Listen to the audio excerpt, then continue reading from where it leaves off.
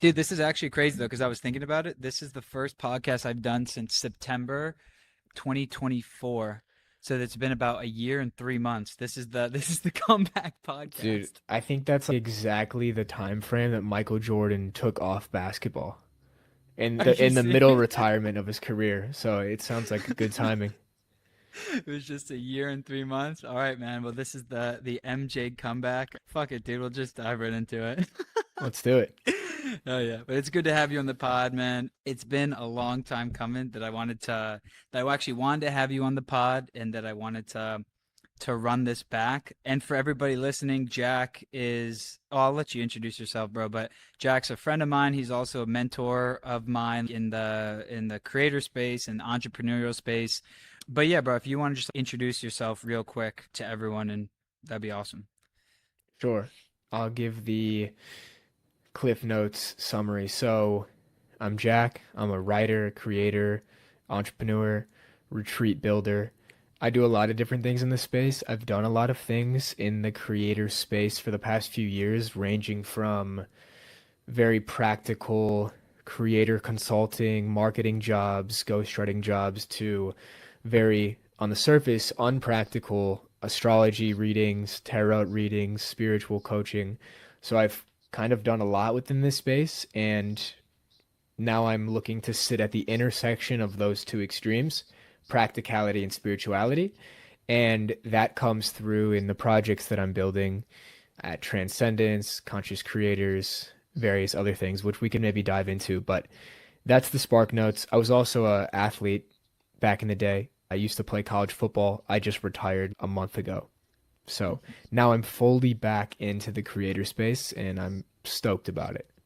Hell yeah. Yeah, dude, thank you for hopping on, bro. And honestly, everything that you just said about what you're interested in, what you're working on, that's actually obviously how I know you because I actually met Jack through X. I learned about you through X and Twitter because I just people that we had mutual friends. Your tweets started coming up and I was just like, wow, like this guy, I feel like we're 100% on the same wavelength. And obviously getting to know you more, man, it's like, it genuinely feels like we've had super similar paths just at different times and being interested in the same things, being interested in travel, starting our own businesses, being and then even the more esoteric stuff, which is the funny stuff I think too, the astrology, the gene keys, the numerology, all that stuff that I just don't know so many people that are super interested in that. So it was like I gravitated towards your content and your message very easily. So was always looking forward to connecting with you at some point in time. But yeah, dude, there's so many different directions that we could go on this pod, but a few of them that I really wanted to get started with first off than anything was the creator economy. If you'd be able to kind of touch on what that even is, I'll just preface it a little bit because on this podcast, it's called the Limitless Podcast. I always have kind of considered myself a little bit of a bridge between my own mentors and the world I live in of being a digital nomad, of spirituality, plant medicine, esoteric stuff. I have always been super interested in that, but I've also living in this world of being in a fraternity, going to Alabama, kind of being around more of the type of regular guys guy. And I've always been super interested in kind of bringing these worlds together, at least introducing these concepts and topics that have helped me a shit ton in my life. So for me, becoming an entrepreneur, having the freedom to live where I want, work with whoever I want, this has added so much to my life. But even something like this term creator economy, I'm pretty sure a lot of people who listen maybe have never even heard of that before. So if you could even just kind of start there, what that even means, and honestly, how more than anything, why do we even pursue that, and how has it impacted your life in a positive way? Sure. What I want to start with is that I find it very interesting that you were in a frat in Alabama because I have friends that are in frats in Alabama or they just graduated. Mm. And I'm thinking back to you as a 20-year-old dude in a frat. And clearly you're very different now, but Yeah. those same traits were probably always within you of seeking deeper, wanting to transform, wanting to change.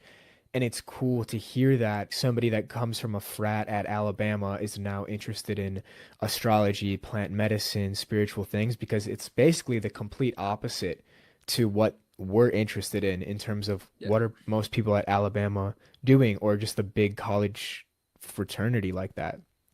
So it does give me a lot of hope that the kids that are in frats, in business schools, in sports teams, they could be open to this stuff.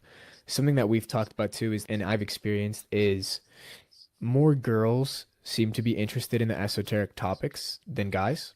I think it's just something in our nature. I think girls are more spiritually open and curious.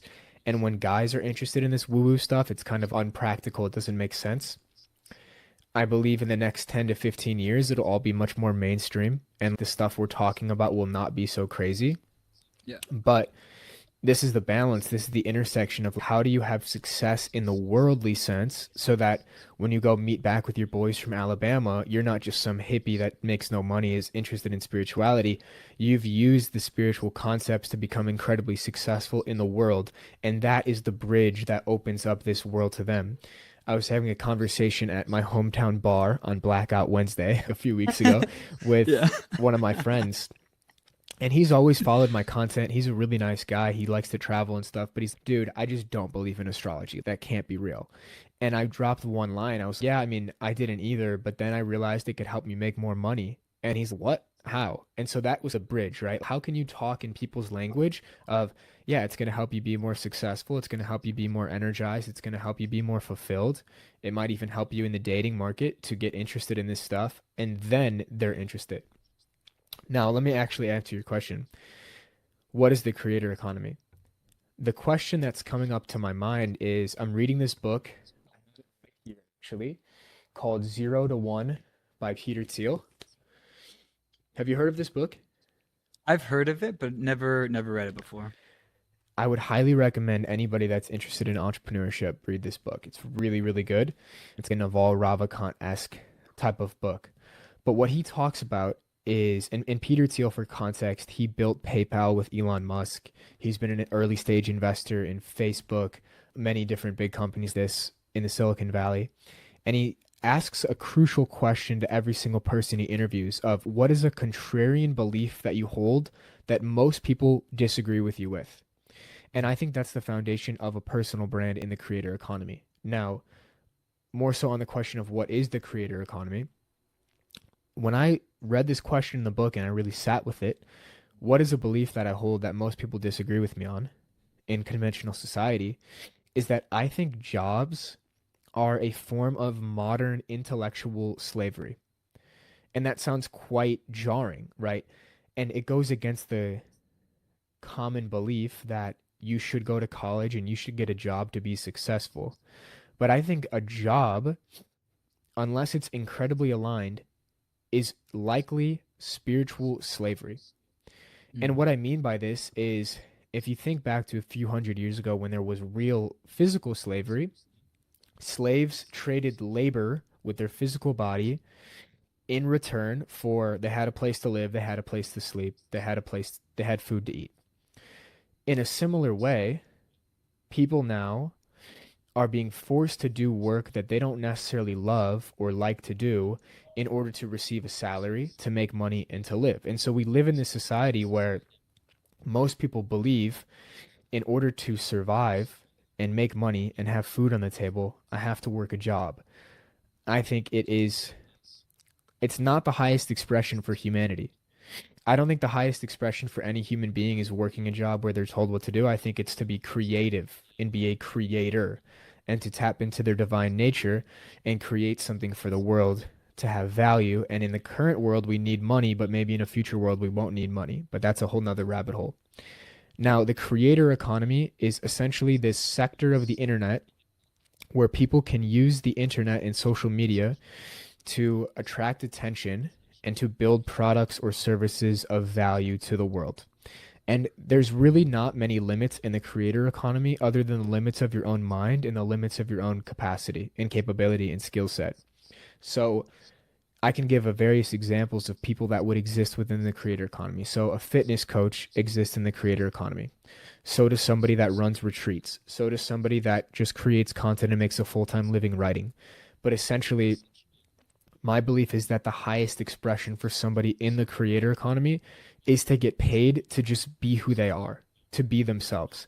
I think Alan Watts said it. He's like, sensible people get paid to do what they love. And I think the creator economy is this area in modern society where you don't have to work a job, you don't have to do things that you're not aligned with, you don't have to do things that oftentimes are not benefiting humanity in any way and actually profiting off other people's insecurities or basically taking money from them without much additional value or their lives improving. You could think of many big time jobs like finance jobs, right? You make a lot of money, but how are you really helping people? You're just trying to maximize profits and at whose expense? The creator space is more positive sum. It's creating value through your own ideas and your own products and services to elevate people, and you can do that outside of the constraints of a formal job. So that's my summary in essence. Yeah, that's a great summary, man. I'm trying to think about someone, let's say, just because again, people I know at home, a lot of times they listen to podcasts when they're at their job, literally when they're in their cubicle. They'll listen to a podcast while they're doing whatever bullshit they have to do in spreadsheets or something. So I just want to make it as practical, clear, applicable to the person that's in the cubicle doing spreadsheets. Or maybe they're an accountant, or maybe they, I don't know, project manager. They do some type of sales, saying like, what are the steps for them to turn either maybe an expertise that they already know into an online business, or find new skills, or maybe pursue different interests that they had, maybe they forgot about, but capitalize on those to create something, maybe create a new path. I just want to, where can they start? The smallest step, the most practical step. So I like to give the example of somebody that's interested in health and fitness. Most people listening to this podcast probably have a little bit of background and knowledge in health and fitness. And if not, maybe they want to go on a health and fitness journey or they've already been on one. So let's say you're working a job and you've gone through a fitness transformation, you've got into like detoxes, you've got into intermittent fasting, you've got into weightlifting or increasing your energy. What you could do then, and it's so multifaceted in terms of strategy, but in essence, simply as possible, you start creating content around that topic. You start writing on Twitter. You start writing on LinkedIn. You start making videos. You start making Instagram reels. Basically, giving people the information and personal experience that you've had. And if you can convey that content in a digestible way with the intention of helping somebody in that area that you already know, then you can build a business off of it. So you build a following in terms of health and fitness. You have a couple hundred, couple thousand people following you. A few of those people could pay you $1,000 a month to be their health and fitness coach. And this is where it gets interesting in terms of if we go down to first principles in the economy, where does money come from? What is money? Money comes from the matrix, you could say, or it comes from society. It comes from this collective agreement of what money is from governments. And so if you want to become a fitness coach and you need a few people to pay you $1,000 a month to do that full time, well, the question is, where do they get their money from? And oftentimes they're going to get their money from the system. So it's like this old system, in a way, I feel like is going to fuel the economy of the new wave, the new system. But to find those people, they'll often be working jobs, or they might be entrepreneurs or founders that have figured out how to make products or make a company or build a business themselves. But in essence, post content around the area you're interested in with what you've learned and experienced, share your story, and then find people to help. It's really that simple at first principles. There's so much nuance in terms of, okay, how do you actually grow on social media? How do you actually create an offer? How do you actually sell to somebody? But in essence, talk about something that people are interested in and they want to experience as a transformation, and then be the one that can facilitate that transformation. And it could be fitness coaching, it could be social skills in dating, it could be something more esoteric like astrology or intuitive readings. But people in the creator space, they monetize their unique knowledge and expertise, and they do that by creating content and sharing that with people in offers to help them transform. Yeah, dude, I think that's an amazing answer. Super helpful, practical. And what I'm thinking of too is, 'cause I'm trying to think about the objections. someone has in their head about, but I'm not an expert in that category. It was just something that I was interested in. I dabbled in. But the fact of the matter is, the best way I like to frame it is, where were you in the beginning of your journey and what do you wish you knew at that point in time? So even if it was, for me, an example like Spanish or something or dance, in the beginning, I was super frustrated. I'm not an expert in speaking Spanish, but I can have a great conversation. I'm not an expert or professional in dancing bachata, but I'm much fucking better now 3 years later. If I wanted to, I'm sure I could create some type of course or guide or coaching program to help someone who is at day one of starting their journey of whatever it is. So you don't need to be this 100% expert, have been in the game doing something for 10 years plus. As long as you can help previous version of yourself in some capacity, then you can create something. So I think that's a super, super important point to get across as well to everyone. Yeah, and I can give an example of this. So when I was starting off, I was interested in health and fitness. I was not an expert. I didn't understand the power of the sun. I didn't understand esoteric health. I didn't understand the raw primal diet or anything like that. But I did understand how to lift weights, how to count calories, and how to track protein. And I saw that those were the key ingredients to make an 80-20 difference in health. And Hmm. so I went and gave one of my close friends a fitness plan. I didn't sell it to him, but in hindsight, I could have, or even just used that as a case study and then built a fitness coaching business. I never went that path because it didn't appeal to me at the time. But if you even know how to get in shape or you are in shape, it just feels normal to you.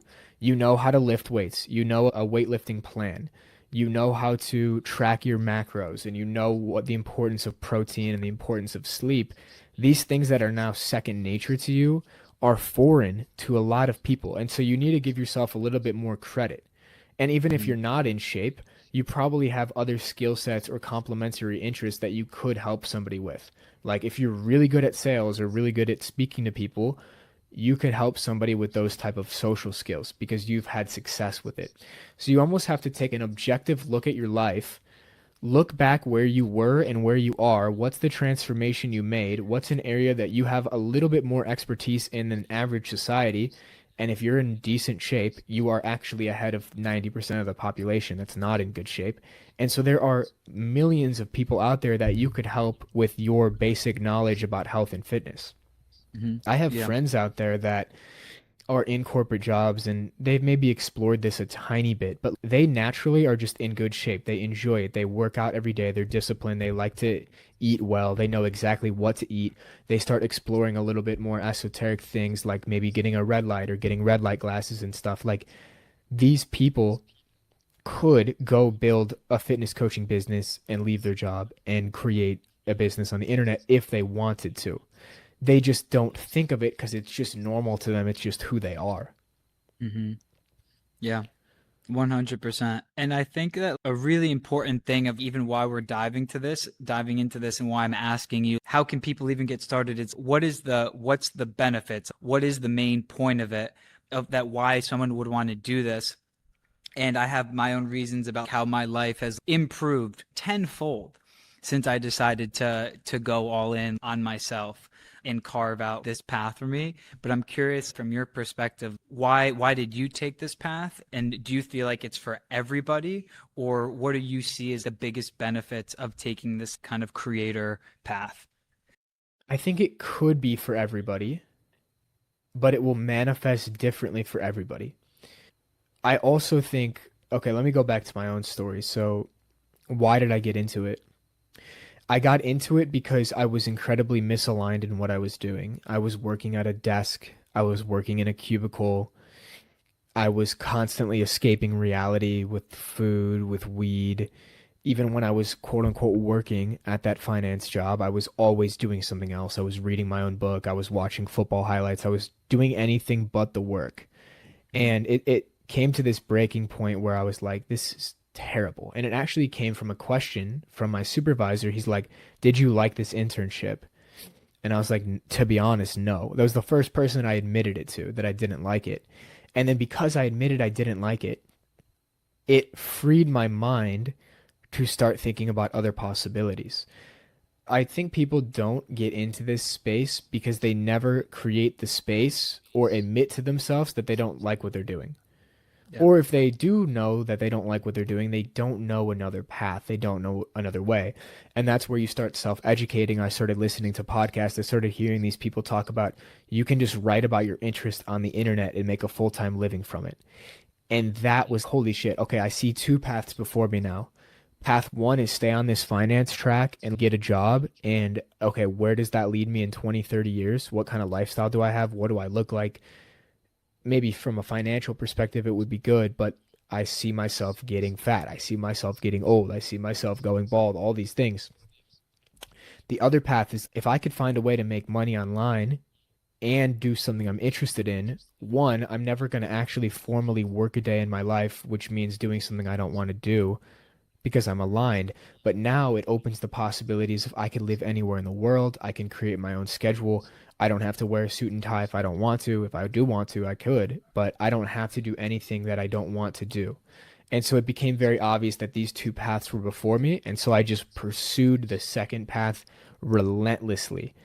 And I think that's also another key point is it's not like you're just gonna hear this podcast and the next day be financially free and have a creator business or live anywhere in the world. It takes some energy. It takes some effort at the start. It takes some sacrifice. It takes some early mornings to create content, to meet new people, to build a skill set, to build an offer. But you can pivot your way to freedom through small strategic moves. And if you do truly want it bad enough, and this is why I think it always comes back to the why. Why are you doing it? Why do you want it? If you have a strong enough why, you will be able to bear any how. I believe that's a quote from Viktor Frankl, right? If you really want it, you will do what's required and you will make the personal transformation necessary to become that type of person and put in the hours to build this life of freedom. And I knew I wanted to build that life of freedom because I saw the other path. And frankly, it just scared me. I was like, I can't do this. There's no way. I was gonna say, dude, it's such a good motivating factor, at least in the beginning, because I don't think ultimately we should be motivated by being fearful or scared. I think it's so much better to be motivated by, again, like joy and inspiration, by being pulled rather than pushed. But in the beginning, just to get yourself moving, I think a lot of people don't know what they want in life, which is crazy because it's like we're just essentially wandering around aimlessly with no target, and people don't even think for 30 minutes about what it is they want in life. However, a lot of people know what they don't want in life. And so maybe you don't know if you want to travel the world. Maybe you don't know if you have hobbies or things you want to pursue in your free time. Maybe you don't know what you want to create, but maybe you know you don't want to be fucking 100 pounds overweight and feel like shit. Maybe you know you don't want to be living at home with your parents. Maybe you know you don't want to be divorced or settling in some type of relationship. A lot of people know what they don't want. And if you can get super clear on that and do the exact opposite of that, then you're going to be in a good place to start with, at least. And I think genuinely a place that I'm trying to help a lot of people too with this podcast, and why I think you're a great person to be on this podcast to help with is I think a lot of people are in this place of kind of like it's a weird place of comfort where they're not like loving life, but they don't fucking hate life. And so they kind of just stay in this middle part and just settle until the settling becomes unbearable, which I think ends up being the midlife crisis, where shit hits the fan, and that's the only time people actually change anything in their life, whether it has to do with their relationship, their health and fitness, their habits, anything like that. And so if we can even people are interested enough, and I think that happens a lot in late 20s and 30s especially, and it's happening younger with the guy Fred you had on your podcast, but people can start to actually want to change their life from a place of joy and inspiration rather than a place of rock bottom. And it's not that it's too late, but it's fuck, I didn't have to come to this point to change our lives for the better. And we get all those years back as well, where we can be living and vibrating from this place of freedom, happiness, joy, and excitement for the day instead of dragging ass and miserable, not wanting to get out of bed to work for someone and work to create someone else's dream instead of your own. So, yeah.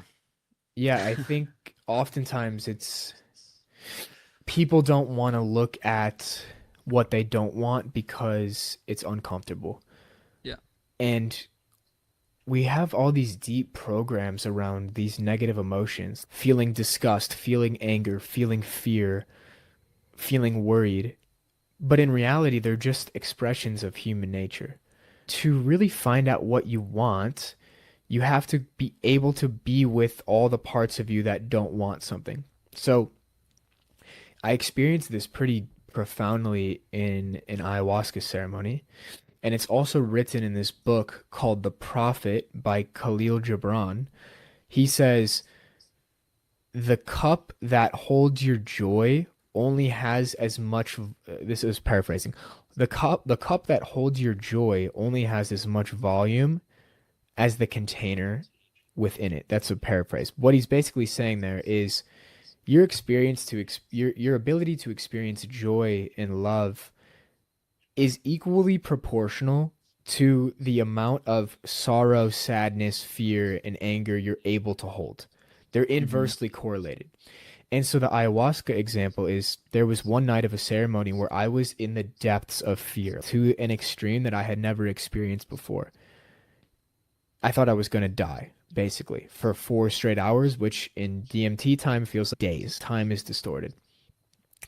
But simultaneously, as I was in the depths of that fear, I started to see the kingdom of heaven, you could say. I was in the depths of hell, but then I was able to see the kingdom of heaven. I could see what my life could become if I so chose it. I saw who I could become if I was the highest expression of myself. But it only came by sitting in the depths of suffering at the same time simultaneously. Now, you don't have to go do ayahuasca to experience that. If you meditate or you sit with yourself, which most people won't do because we could just go on Instagram at any time, things will come up that you don't want to look at. Your future will be determined by your willingness and courage to look at that stuff. Because when you face it, you're no longer living a way where you're running away from it. If you're able to be with it and have this unconditional loving self, this higher awareness that is watching you over it, and no longer do you fear it, now you have the power to choose to change it. There's another quote that's coming to my mind from the Bible, and I think it's from the book of Job, and he's like, that which I fear most has come over me. And Mm. so oftentimes, let's go back to the fitness example. Maybe people do have that fear of, I'm going to be 50 years old. I'm going to be 100 pounds overweight. Like my wife's going to divorce me and I'm going to be in horrible shape in terms of life and physical health. If that fear is subtly there, but you won't actually go into it and look at it really deeply, it will manifest the other side because it's Hmm. always looming. But if you can Hmm. really look at it like this is the trajectory I'm on, one, can I accept that that is the trajectory I'm on and be at peace and come to terms with those emotions? Now I have the power to change it. So going back full circle to what you were talking about, like most people don't look at their lives because they don't want to feel the negative emotions. Yeah. But it's a lie that we're not supposed to experience negative emotions. It's part of being human. Even Buddha, even Jesus, these ascended masters, they experience negative emotions. Like Jesus in the Temple of Jerusalem got so angry and started throwing shit around and screaming at people. Just because he was some enlightened being didn't mean he couldn't experience the emotion of anger. But he was able to be with it and be at one with it because it was Yeah. what was necessary in the moment. So I think we cause so much suffering in our own lives because we want to act like the negative side of reality or the negative side of the emotional spectrum doesn't exist. But the freedom you're looking for is actually found exactly within the suffering. Yeah. I totally agree, man. I think that one of the biggest things, the biggest lies is people assuming that because it's a negative emotion, because they're uncomfortable, because they're sad or fearful, they don't want to experience it because they don't like the feeling. It's uncomfortable, right? But I think the damage happens in what you attach to the emotion, what you tell yourself about it. Because if you use emotions as signals, they're actually trying to get you to move or do something differently. It's like when when you're feeling like anxiety, when you're feeling fear, doubt, worry, like I believe that this is a signal that's telling you like, hey, I gotta like either move my body. I need to have this conversation. I need to do something different in my life. Like it's there to show us something, to teach us something. But because we're trying to like people don't want to experience it or acknowledge it, like you said, they bury it, and then there's just like these energy blockages, and they're just like and they're avoiding. And when you avoid, this is like the worst thing you can fucking do is avoid. Because, like you said, it's just constantly lingering all the time. And you're just blocking off this like vitality and this like natural energy that we actually have. So I think that is just like absolutely massive to be able to look at the emotions that we have as signals. And also, honestly, so much of it comes with trust and faith as well. Like if you trust and have faith that everything is actually happening for us in a divine timing exactly as it's supposed to, then you know that everything is actually setting yourself up to get to wherever you want to go, whether that's your highest expression of self or however you want to define it, that everything is happening for us. But I think when you don't trust and don't have this faith that there is this divine plan and timing behind everything, you resist. And the resistance is again causing a ton of blockages and causing so much suffering in your life. Yes. I'm curious for you, going into your journey a little bit. I know you had a massive transformation point. I believe it was in college. You mentioned this example earlier of people stay in this kind of uncomfortable, but yet still comfortable enough mediocrity where they don't really feel the urge to change. But Yeah. oftentimes it requires going through, you could call it a dark night of the soul or a really low moment to then catapult yourself back up. For Yeah. you, was it similar? And what sparked your transformation?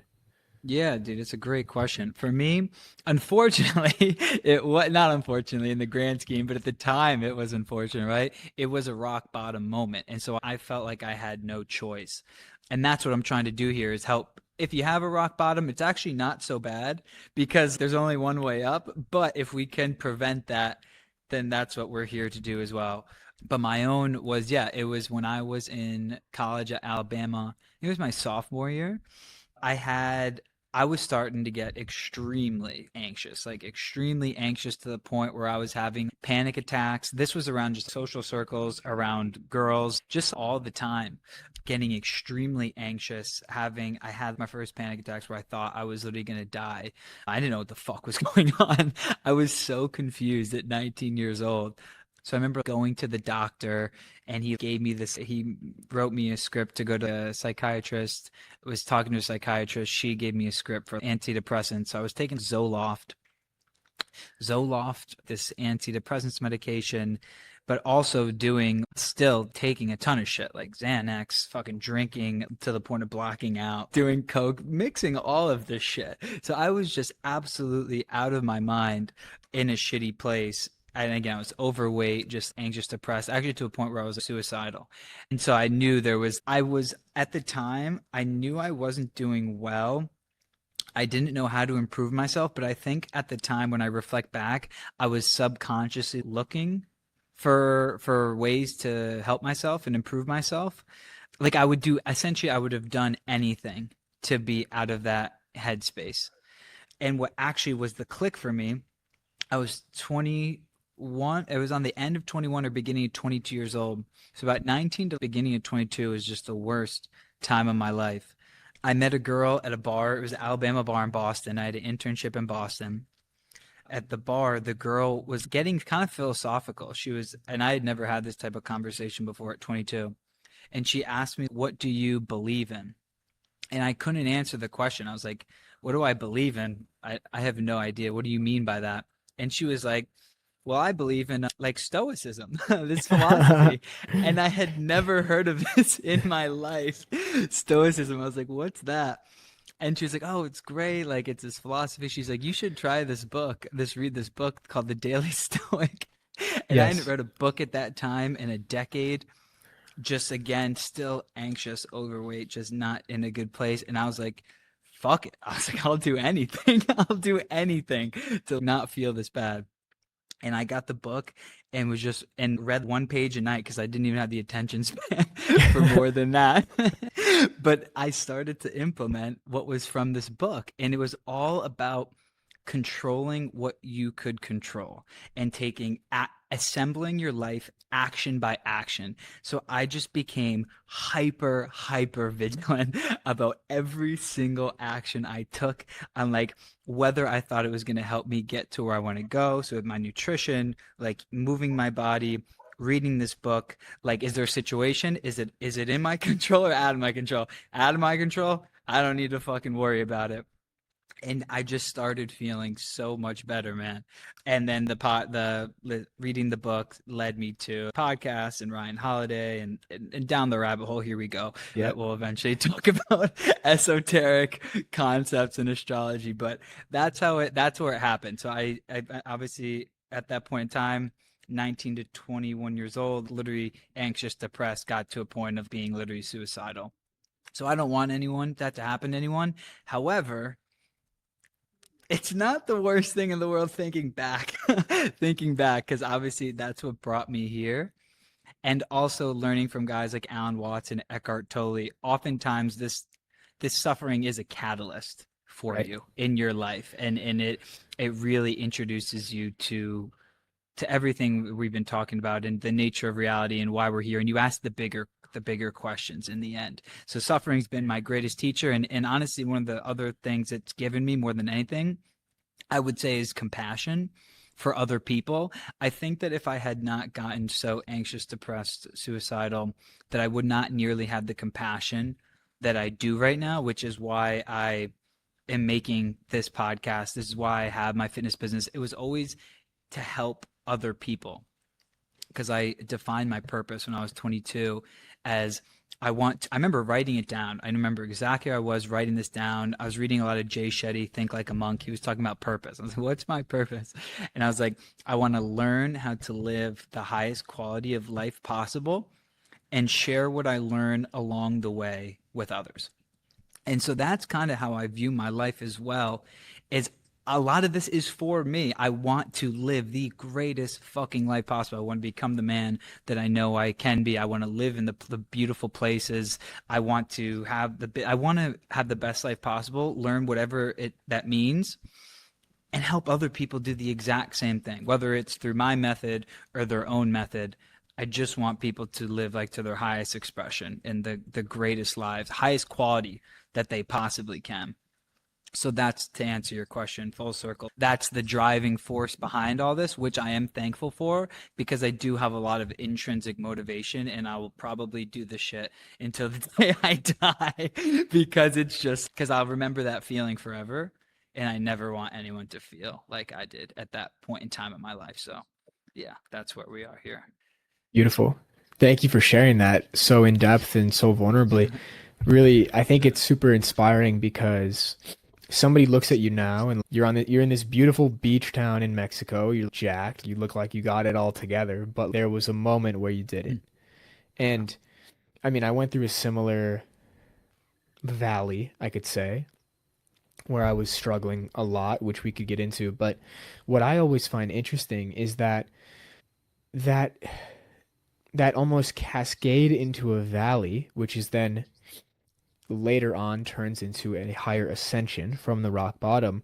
Before the rock bottom, there was probably a time where you were really at peace, you were really happy, you were really energized. So, okay, you kind of get to Alabama and all this is going downhill. What was it like in high school and stuff? Yeah. Were you in a similar headspace or were you more aligned, clear in the moment, etc.? That's a great question. I don't talk about so much high school. High school was amazing. And that's why I think it's interesting sometimes when I show people my transformation pictures. I was amazing. I was a great athlete in high school. I had all my boys. I'm still friends with all of them, like the quote unquote popular group, like jock, this type of guy. I had a girlfriend, like a beautiful girlfriend at the time, whatever, doing quote unquote on paper really great in high school. And I had had a lot of confidence. But in Alabama, I lost the confidence. And I think I started in high school with drinking and partying. It wasn't a problem then, but obviously we were doing it in a shithead way, which kind of just eventually into Alabama was just like times 10. But I think this is important to note, really important that I've never really talked about before, is I had a lot of confidence. I was a shy kid, super shy kid, built a lot of confidence in middle school and high school, specifically captain all my teams, lost the confidence in Alabama, and then I had to find it and build it again.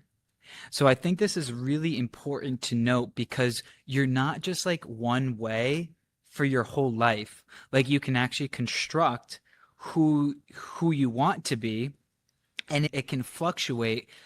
And one more thing on that is I like to say rent is due every day in the sense of maintaining your confidence. Like when you start to lose your values or you start to not do the things that you want to do, you'll start to erode your own confidence in yourself and your own self-esteem. So as long as you're living in accordance with your values, continuing to improve yourself or stay on the path that you want to go, I think you maintain and continue to grow it. But if you don't, it will shrink, it will go away. And that's what happened to me. So it's been this kind of roller coaster a little bit, shit ton of confidence, rock bottom, zero confidence, building it back up again. And now I'm arguably the most confident I've ever been in my life in myself. So I think this is that's a great question because it's a really good point for everyone to recognize. If you don't have your confidence now, you're like nothing is forever. Like you can build that back up, and that's okay. I find it interesting to hear that about high school because it sounds like we were quite similar. Like I was captain of sports teams in a really great friend group, girlfriend, all this stuff. And there was no concept in high school of suffering. Like, of course, there was things that went wrong or there were days where you weren't in a good headspace, but for the majority of the time, I felt great. I was at peace. I was in flow. And if I look at the ingredients of why, okay, really good social circle, that's crucial. A mission, right? I had a mission with the sports teams or a mission of getting to college football. That was my mission. So I was both happy in the present moment with my friends, my social circle. I loved playing the sports, and I had somewhere where I was going. I think that's the key ingredient. That's the Mm, combination. Are you happy now in what you're doing? And what are the ingredients that go into that? Okay, is your health there? Are your relationships there? Do you have hobbies? Do you have deep connections? And you have a mission you're striving for. And when you lose one of those, and if you lose both, that's when you enter the dark night of the soul. That's when you enter the mm, valley of despair, you could call it. yeah. Because for me, in high school, I had that mission, I had that happiness in the now, but once I got to college, I also lost all my confidence. Now I went from the top dog in my high school, and Jordan Peterson talks about this with the lobster analogy in his first rule for life, right? Stand up straight with your shoulders back. When you're the top lobster, the lobster at the top experiences the most serotonin, has the most dopamine, but the lobster at the bottom will feel the worst.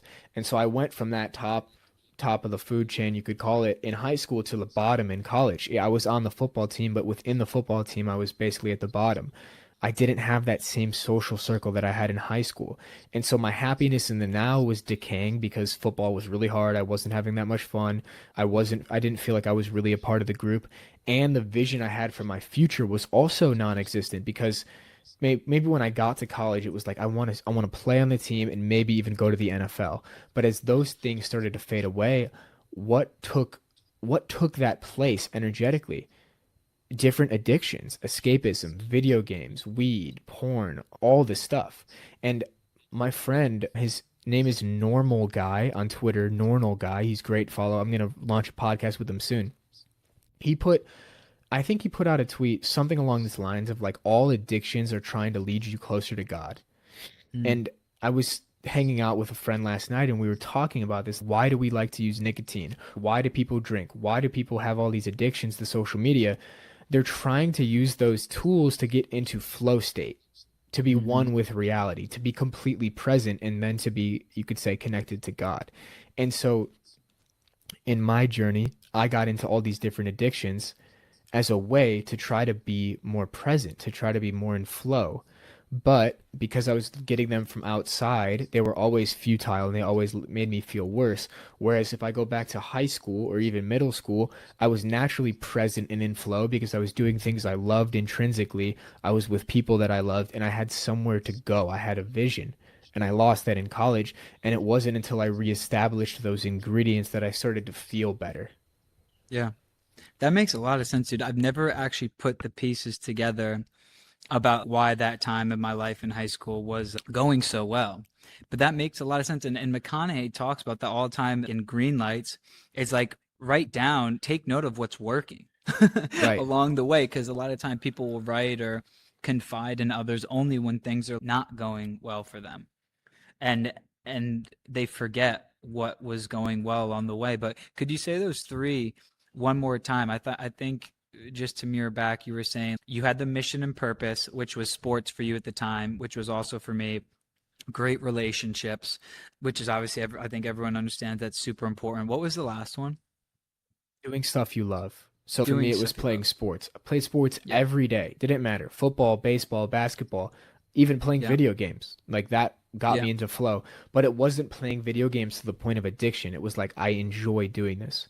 So you Yeah. need stuff you love doing. You need people Hmm. you love being with, and you need a future to strive towards that you could imagine that you would love. Yeah, that makes a lot of sense, dude. And especially with the addictions part, Peter Cronin has a quote. He's like, "You'll never have enough of something that almost works." Ooh, Which is like, I think that one always hammers home because it's like it could help for a second, or you get this moment of ecstasy or relief, and then it goes away, and then you have to reach it again. And so you'll never, you'll never find that feeling completely when it comes from outside of you, externally. So that's a really good reminder. Hell yeah. All right, I want to transition this a little bit. I know I don't want to take up so much of your time, bro. But just because I think you're the only guy I've ever had that, again, is also super interested in the esoteric stuff when it comes to numerology, astrology, tarot, these type of things. I'm also a massive proponent of using these things. And the reason is, like we talked about, I'm always trying to look how we can improve our lives, live higher quality lives. These things for me have been phenomenal tools that have allowed me, they confirm things that I already know about myself inherently, but maybe I've forgotten them along the way because of the bombardment of social media or opinions from parents, friends, society. Everyone's trying to kind of put their agenda onto you. And using these things, astrology, numerology, gene keys, all of it has helped me confirm the things about myself I already know and the direction that I know I want to take and need to take. And that's why it's helped me so much in my life. I'm curious for you again, how do you use these tools? Why do you use these tools? And what are maybe misconceptions that people have, maybe a lot of guys listening, about them as to why they just tune the fuck out and they might have turned this podcast off because I even alluded to them. yeah. Well, I think in the West, our programming and our minds are so oriented towards what is rational and what is scientific. But we fail to see that there are domains that exist beyond science. Even science can't explain things. You go back, they're like, well, how did the universe start? Oh, it was the Big Bang, and then all these things happen. And you're like, well, how did that start? And it's like, oh, it's just not knowable. Okay, so science is clearly limited because we Yeah. can't explain everything through the scientific method. But in the West, we worship science. We worship the rational mind without realizing that there are things that can happen beyond the rational mind. I have a card on my desk, and we can talk about cards if we want, but I have a card All of right. Jesus on my desk. And the things that he was doing, the miracles that he was giving to the world, they cannot exist within the scientific framework. Now, somebody listening to this might be like, well, those aren't real. They're just stories like him turning water into wine or walking on water or feeding thousands of people or healing people or telling blind people to see, telling paralyzed people to walk. That's not real. It's all metaphorical. It's all a story. When you go look at Joe Dispenza's work, Joe Dispenza now is a modern scientist, neurologist, quantum physicist. He, at his events, experiences similar miracles to the one that these ancient masters like Jesus or the yogis were experiencing, where healing happens instantaneously. People's hearing comes back even though it was gone. People healing in literally a split second. So, how do you explain this with science? You can't. Now, to come back to your question more of how can you maybe open people's mind to it, I like to try to explain these concepts through the framework of science. And it's something that I want to get more into to bring it down to earth. But if we just look at astrology and people will be like, oh, that's not real, that's woo woo bullshit. The moment that it clicked for me was in two ways. One, I realized that according to Nikola Tesla and all the scientists, everything in the universe is energy, frequency, and vibration. And we know from Isaac Newton, the law of gravitational energy, everything has a gravitational pull on everything else. And so when you were born, before you had a name, before you had a personality, before you had any social programming, you were born as a certain frequency in relation to the entire galaxy. And from Newton's principles, everything affects everything else. This water bottle has a very subtle but yet still present gravitational pull to Pluto. Why does the ocean have tides? Oh, there's a gravitational pull from the moon. Why do women go through menstrual cycles every month? Because of the moon cycles. They're literally aligned with the moon. They're aligned with the greater cosmos. And so if you break it down to first principles, you understand that when you were born at a certain time, every planet was in a certain point in space. And the energy of that planet and how it moves throughout your life in relation to you subtly impacts you and has an effect on you. And this goes back to the foundation of who are you at the deepest level. You are not your ego. You are not your personality. You are a fractal of the infinite universe. You are a fractal of God experiencing itself. And so when you understand that your core nature is not your personality, not your ego, but it is a certain frequency that relates to everything else in the universe, then it can become much more tangible to say, oh yeah, like the planet Mars actually is impacting me because I have a gravitational pull on it. It has a gravitational pull on me. It also clicked deeper when I heard an astrologer say to me, astrology is the most ancient branch of science.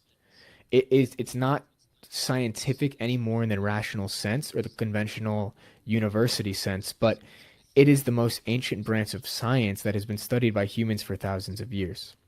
And then you could go deep into like kings. Kings all had a personal astrologer in their corner. A lot of the billionaires secretly have personal astrologers in their corner. So something must be going on here. And those secrets don't have to be reserved for the ancient masters or for the billionaire elites that are using it discreetly, but you can actually learn it yourself and it can align you more with your inherent frequency so you can live the most aligned life. And so when you're living, for someone to live the most aligned life practically again, how does someone use it maybe on the day to day? I like to look at everything, maybe I like to look at typically things more month, year, at least with numerology specifically. But again, astrology, depending on if the planet is in this house or these type of things, how do you use it on more to day, week to week level to make decisions or do things in your life? Yeah. So I'll start broader and then I'll come into the day to day. But broadly speaking, you have this chart, which is a read of your energy. And so if you have a sun sign that is in, let's say, Leo, just for example, a sun sign in Leo means your core nature, your core expression is of the Leo energy. What does that mean? Leader, charismatic, storyteller, courageous, strong. If you're a Leo and you don't express yourself in any way, you're not a leader of anything, and you don't tell stories, something's out of alignment. And you could usually tell if somebody's living in complete alignment naturally without knowing, you read their astrology chart and it all checks out. But if somebody comes to you and they're really misaligned, they hate their job, they hate their career, they hate what they're doing, they hate where they're living, You can usually look at their chart and say, oh, well, your sun is in this, your Jupiter is in this, but you're not living according to that at all. And so the Hmm. people that are naturally living in alignment are going to be aligned with their chart without even consciously knowing it. Hmm. Now, in a day-to-day context, I especially use numerology to align myself with the day. So today, which is December 28th, 2025, the numerology comes out to 22. What does 22 mean? Master builder, right? Building foundations, building systems. So I would look at that and I would say, okay, what can I build today that will secure a better foundation for me? What project can I build to move myself forward? Tomorrow is a 5 day. Five is the number of adventure and change and movement and travel and curiosity. Tomorrow, how can I align my day more with the energy of five? And that would probably mean, okay, I'm gonna go see a movie tomorrow because that's out of the norm. I'm gonna go to a coffee shop that I haven't gone to because it's new and adventurous. So if you kind of orient your day by the number, the numerical vibration of the world or of the universe, not only will you be more aligned with the flow of the cosmos, but because the numbers cycle, you'll balance yourself out in a way. So if every day was a 5 day, your life would probably be quite chaotic. But because it's a five and then the next day is six, it's like, okay, I'm going to focus on nurturing family today. The funny thing is, Tuesday, which is the next 6 day, which is the family day, the entire day, we have a family event planned where we're going to go into the city. And I didn't plan it that way, but it just kind of worked out naturally. And then the 7 day, seven is all about spirituality, introspection, and solitude.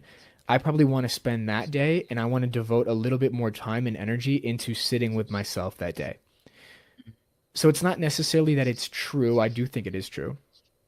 But if you live according to it and you use it as a little point or reference point of today's a 7, I'm going to spend more time with myself today, that's probably going to benefit you. The next day is 8. 8 is about making money. Okay, how can I take some actions that day that will make me money? And it will cycle so that you are giving a little attention to these different areas of your life every day, which can be very Hmm. beneficial. Yeah, it's interesting because today I put an Instagram story up. I reposted one. It was all about rhythm, routine, and rhythm. Yes, So many people, again, they get that the routine is good. They get that discipline is good. It's super important to have that structure. But having the rhythm too, it's the discipline structure helps you stay alive, but the rhythm helps you come alive. And by right. following these tools like astrology to just even if it just affirms, you know what, this is what I was thinking about doing today. Now that I see that this is the energy of the day, I'm gonna 100% go in this direction. And you just have that extra confidence, you have that extra juice behind the decision that you make. And that can be everything, putting everything behind the decision instead of being wishy-washy. Or should I make this decision? Should I not? Maybe your mind wants to make it rationally, but your heart doesn't want to make it, and then you're not also living in that kind of brain heart coherence, which just puts everything behind you. Yeah. Yeah, so that's amazing, man. I'm glad you kind of put it practically like that, and especially the Leo example, because yeah, if you're not living aligned, especially you're the type of person that is supposed to be social and maybe in front of a camera and doing something, but you're hiding like a hermit, your job and everything is not setting you up to be living naturally. You're going to have blockages, probably going to have some type of issues, whether it's with disease or anxiety or depression or something, because you're not living in this aligned way. Precisely. Yeah. Another example I want to give that's coming to my mind is that it can help you in work and careers too. It can help you with understanding people. So I got a job 6 months ago as a marketing coordinator and strategist for Aubrey Marcus. How did that happen? Well, people don't really know this, but I used astrology to do it. And Hmm. the reason I used or how I did astrology to get this job was I looked at Aubrey's birth chart and I've realized, oh, he's a Pisces. Okay, this is interesting. What is Pisces? Pisces is very watery, intuitive, imaginative. But what is it lacking? It lacks structure. And I could see that in the operation that it lacked structure. So when I was framing my offer or sending a message or sending a video or even getting on a call with him, I knew because of his nature, he wants to be intuitive, he wants to be visionary, but he lacks structure. I could position myself as the solution to the natural area of, I don't want to say deficiency, but an area that he doesn't naturally excel in, let's say, in terms of structure and organization. So I could come in and say, listen, I'm going to execute your whole strategy. I'm going to outline the foundations. And because I knew he was a Pisces, I knew him to be, okay, cool. This allows me to stay in visionary land and somebody's going to take care of the stuff that I don't really like to do. So whether you're trying to get a job with somebody or you're even wanting to date somebody, you can understand them much better if you can understand how to read their chart. I'm not surprised at all that he's a Pisces. That makes Yeah. a ton of sense. That was what it said in my, that was my South Node. And then Okay. all these, my astrology readings, they're like that stuff comes more naturally to you, more of the spiritual side, more of this type of meditation. These concepts is more natural. But so in this life, my North Node is the Virgo, which is trying to be more grounded and organized and disciplined and structured. Right, right. Yeah. Yeah, Yeah. I That's so love funny. looking at the south and north node because it really gives you a parameter of where am I supposed to go in Yeah. this life? What am I supposed to learn? Your north node, or if you're looking at your Vedic chart, it's called your Rahu. Rahu is north, Ketu is south, I think. Whichever one, you can confirm that yourself, but that's your lessons to learn. So it's similar in a way for me. My south node in my Vedic chart I'm going to talk about is Sagittarius. So it's very natural for me to be very curious, exploratory, travel around, which I love that part of myself. But my north node is Gemini. And so I'm supposed to become more disciplined with my writing and speaking and improve my abilities in that area, which feels very resonant. So I would say that's a very powerful position to look at within your own chart if you're listening to this, your north node or your south node, because it will tell you where you're coming from and where you're going towards. If you had to suggest one place to start for anyone, would you suggest astrology or numerology, or do you have a preference between either? I would say follow what is pulling you the most. What makes the most Mm, sense to you? What are you curious about? mm, Go plug your own birthday into an astrology chart, start to talk to ChatGPT about it, plug your birthday into numerology, into a calculator or into ChatGPT and talk to it about it. It can help to mm, get a reading from somebody. I'm actually going to put out an email today that I'm offering a few readings through the end of the year. So if you want to look at your astrology, your Vedic astrology, Western astrology, numerology, you could book a reading with me. You could also book a reading with somebody else who's in your network or somebody you trust. Like we both have had a reading from a Vedic astrologer that we both found to be very profound. And it sticks with me years later. And I might actually go reference my notes from that just to see, just to look. But I think getting a reading can be really helpful from somebody that's been doing it for a long time and then starting to teach yourself based on where your curiosity is pulling you. yeah, I think that's great advice, man. That makes a ton of sense. Like, what have you been inkling? Like, what is this all about? Is there anything more there? It's not. Anytime you're curious about something, it's not random. Right. It's never random. It's a sign again to act on the curiosity, take action, even little small things. Super important. All right, bro. Yo, last thing I just kind of want to end on real quick with you, 2026 coming up. I know obviously you have a bunch of projects, things that you have coming up and working on. What are you most excited about in your life for the upcoming year? What are you the most excited about right now in your life that you're building, creating, things you want to pursue, anything like that? Few things come to mind. The word of 2026 for me is acceleration, but doing it in a calculated way. So I have a lot of foundations built for different businesses. Now it's the time to accelerate them. It's the time to scale. It's the time to hammer content. And it's the time also for me to shift more into a visionary seat and assemble a team around me to really hammer personal responsibilities in areas of expertise. So for me, this year feels like an acceleration in terms of my writing and speaking. My Saturn is in Gemini, so that makes sense. It's time to deepen into that as I, in the next few years, go into my Saturn return. But also from a business perspective, continuing to step back to higher positions of leverage and vision and strategy to begin to direct and delegate responsibilities to people for a shared mission, which you could say all fits under the transcendent universe. And the North Star, this has come to me recently of why. What's my purpose with these businesses? It is to free people from slavery. And I know that sounds quite extreme, but both in the business sense of allowing people and helping people create their own income through the internet on the business side of things, and then internally and spiritually helping people become liberated to have the highest energy and live at their highest vibration. That is the North Star behind everything we're building. And I'm also really excited about in-person experiences. I think that's the future. Yeah. And again, I mean, even if you want to throw that in at the end, I'll put real quick. So Jack's hosting a retreat in Thailand actually for, I mean, you can talk about it more for creators and these types, but I'm actually going to go to it. I'm absolutely pumped. I'll be going. It's the 21st of March for a week, right? Yes, March 21st to 28th. Yep, March 21st to 28th. I'm pumped. I'm going to be there meeting Jack for the first time in real life and some other guys that I've actually met online. It's going to be my first time like in Asia. So I'm absolutely hyped up about that, like to meet y'all and just like, yeah, I mean, if you want to talk more about it, but if anyone's interested, I will be there. So Let's you can go. let me know or Jack will drop his info at the end where you can look into it yourself.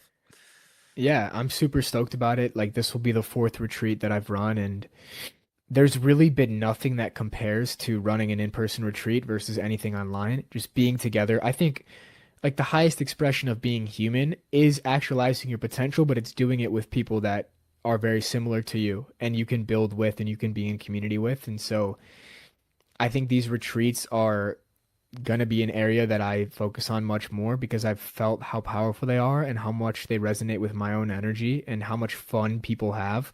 I think that's the biggest thing. Like, we're going to mastermind business, we're going to do the internal work, we're going to go to ceremonies, and we're going to do all these types of things. But we're also going to have a ton of fun and we're going to be in a beautiful place. And yeah, I'm super stoked about it. I think the group right now is at 5 or 6 people. And so there's a dope Airbnb we're going to rent. Ideally, we could get 12 people there, and it's just going to be a magical week. So if you're curious, you could send me a message or you could check out thailandexpedition.com and then you could find all the information there. Oh yeah. Yeah, dude, I think it's gonna be fucking incredible. Me It's too. marked on the calendar for sure. But yeah, man, I just want to say genuinely like thank you so much, bro, like for coming on the podcast. Like this was actually like I've done now overall maybe 80, 85 podcasts. This might have been my favorite. I'm not even kidding that and that goes Awesome. a lot because of you, bro, but also just because genuinely like, I just these topics, this is the stuff that gets me so excited, genuinely. And it's just yeah being on the same wavelength and being whatever finding your homies business partners people in your life that are on the same wavelength it just makes an absolute world of difference so thank you bro and if you just want to say the last where people can find you or anything else any other ways people could work with you feel free. For sure. Well, thank you for having me. This was really fun. I feel like it's not going to be the last podcast that we do together. We're definitely going to do more, maybe some in-person stuff.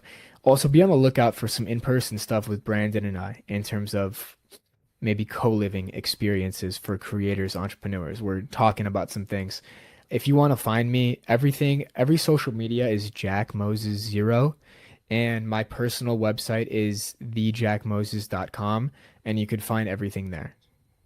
Oh yeah, right on. All right gang, you know what to do. Jack, I appreciate you brother. All right, until next time squad. Peace.